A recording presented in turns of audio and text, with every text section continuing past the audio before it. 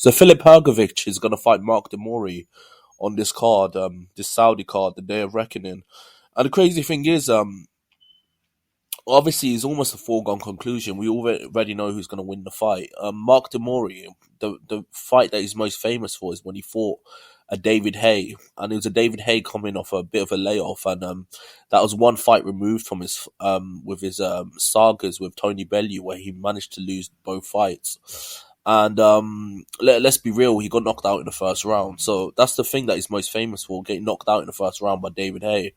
So obviously Mark Demori is not Mark Demori, sorry, FILIP HYGOVIC is like one of the most exciting contenders within the heavyweight division. A lot of people compare him to Vitaly Klitschko, and another thing that should be said in terms of his resume, we saw how good Zhang Weili looked against the likes of Joy Joyce, like he beat him twice. FILIP HYGOVIC, for what it's worth, has actually managed to get a win over him in his resume. Now, it's a contentious decision, but the fact that he managed to actually get a win over him on paper does look good for him, because obviously Zhang Weili, in my eyes and in most people's eyes, is a top 5 heavyweight after his 2 wins over Joy Joyce. So I feel like this fight is just a showcase for him. Easy payday. He's probably going to knock Mark Demori out, but it's a good way to keep his name in the mix, because keep him active and being on a Saudi show. That's the biggest fight card in boxing this year. And it's a fight card that's full of heavyweights, so it's very appropriate for him to be on a card that obviously has the Wilders fighting on it, has the AJs fighting on it, has the Joseph Parkers fighting on it, and obviously another one or two other slew of heavyweight contenders like the Ajay Kabayels. So just to clarify, I think HYGOVIC is going to knock him out. Is I don't know whether he wants to get a few rounds in or whether he wants to just stop him in the first round. He might just stop him in the first round just to put a stamp on it.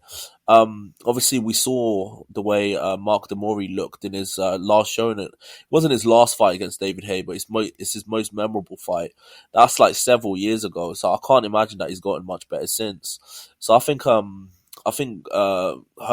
HYGOVIC is going to completely ice him, and he's going to look quite spectacular doing it. FILIP HYGOVIC, right now, I think he's a top 10 heavyweight. He's not quite in the top 5, because I think you need to get a few more wins to get there.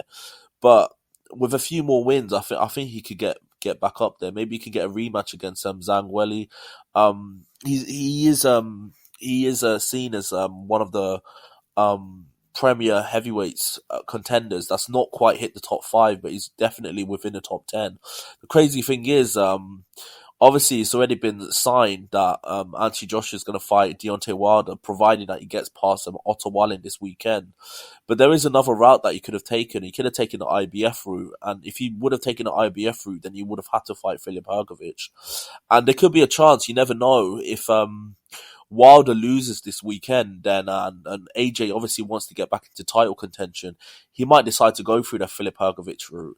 So seeing FILIP HYGOVIC fight this weekend is a good barometer to see what AJ will have to go through. Obviously, AJ's fighting on the same card, so it's a good barometer to see if he was to fight FILIP HYGOVIC next, what would happen. So I'm going to keep my eyes peeled for this fight, not for the fight itself, but because of the politics surrounding it.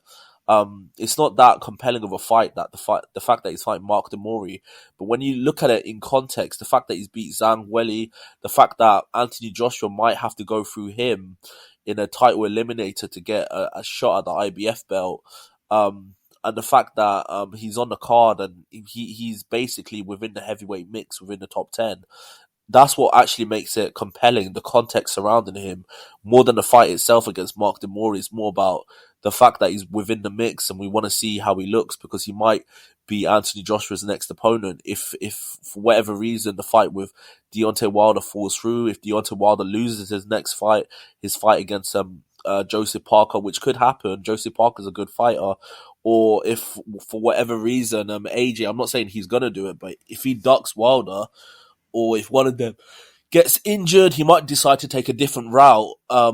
It's compelling to see how FILIP HYGOVIC looks, because Anthony Joshua might have to go through him to get a shot at the title. So tell me what you think below. What do you think about FILIP HYGOVIC's place within the heavyweight division? I think he's a bit of a dark horse. like people don't mention him as much, but he's definitely within the mix, especially as he's beaten Zhang Weili, who's gone on to have 2 wins against Joyce.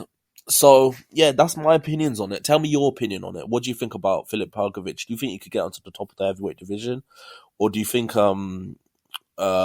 he's not quite in the mix yet? Tell me what you think below, and like and subscribe to the channel. I've got a lot more content coming your way. Peace.